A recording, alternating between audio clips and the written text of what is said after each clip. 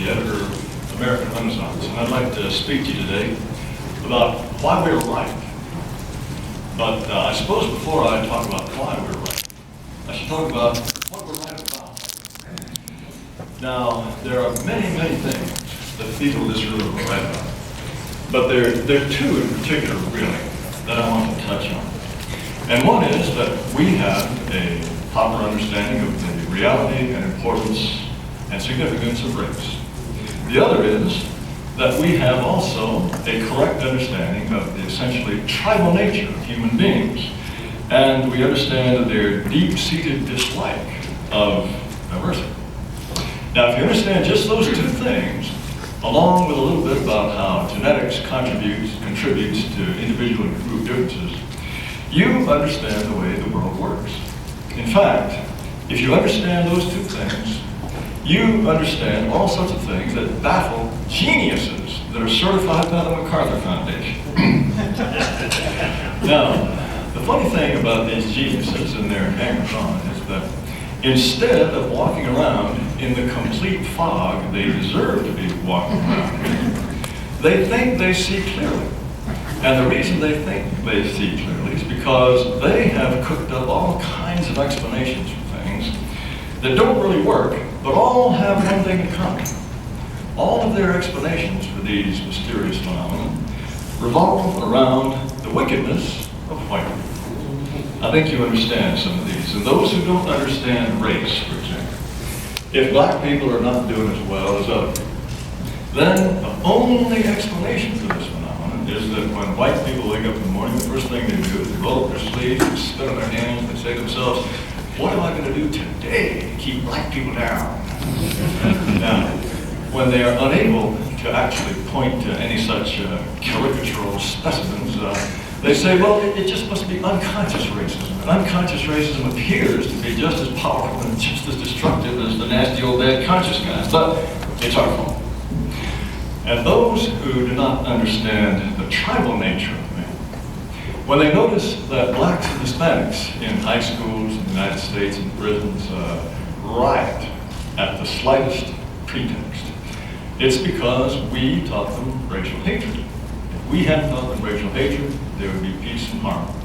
Same, of course, is true in Africa. If there are tribes that are diligently slitting each other's throats, it's because the colonial masters set them against each other. Now, that might have been 70 years ago, but still, the fault is ours. Now, being right about some of these basic things saves us from all kinds of foolishness. And one of the obvious things that it saves us from is the required foolishness that we believe this astonishing, utterly improbable phenomenon that the races are utterly equal and equivalent in every respect.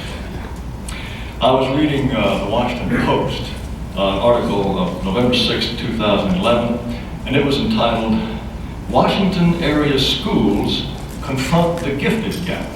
And it was the usual hand-wringing article about how the gifted students programs are filled with Asians and whites, and not a black or a Hispanic to be found. And the author of this article, he goes on to say, natural talents and aptitudes, he talks about natural talents and aptitudes which are spread evenly across racial groups. Well, there it was, just plain as day, not to be disputed. Of course, if that is your point of departure, and you look at the world, and you look at the United States, if that's your point of departure, every one of your destinations is going to be wrong, because you haven't started in the right place. And what this reminds me of is the Ptolemaic view of the universe, the geocentric model. You know, this is the one that got started about 4th century BC and went on for about 2,000 years. Intellectuals all assume that the Earth stands still, and the sun, planets, and everything else goes round and round of us.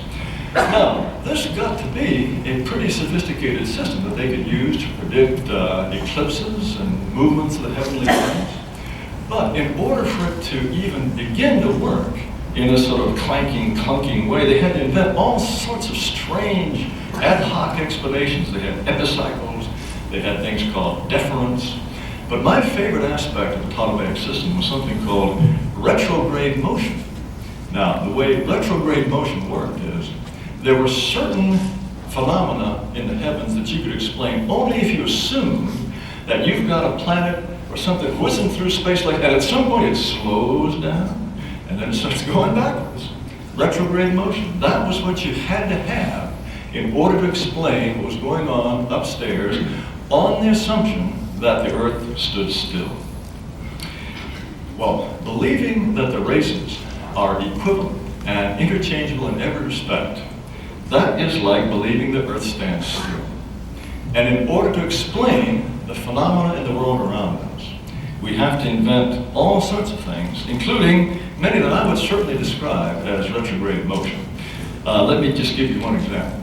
I don't know how many of you have been following the lawsuit recently in New York City brought by the Justice Department in 2007. The Justice Department claimed that the exam for entry-level firemen that was given in 1999 and 2002 was racist, discriminatory. And the case went before a judge, Nicholas Garofis, who looked at the test. He couldn't find any bias. Couldn't find any bias at all. But this was one in which blacks and Hispanics failed at a much higher rate than whites. Despite the fact that Judge Garofis could find no bias in this test, he wrote, "The exams were part of a pattern of intentional discrimination by the city." Now, when you think about that, those tests must have been written by geniuses. They could write a test full of very, very effective bias that works every time, discriminates between blacks and whites and Hispanics just like that, and not even a federal judge can see how it's doing it. But just last week, Judge Garofis, he decided he had a solution. What he's going to do, he found 2,200 past applicants on these tests, these test takers. And he says, if the test had not been biased, they would have passed the test. Therefore, the city owes them all the back pay they would have earned since then. This comes to a tidy sum of $128 million. And that's not all. He's going to force the city to hire non-whites. The way he's going to do this is that the entrance exam for firefighting is going to be so boneheadedly stupid and simple that anybody can hold a pencil in his hand will pass this thing.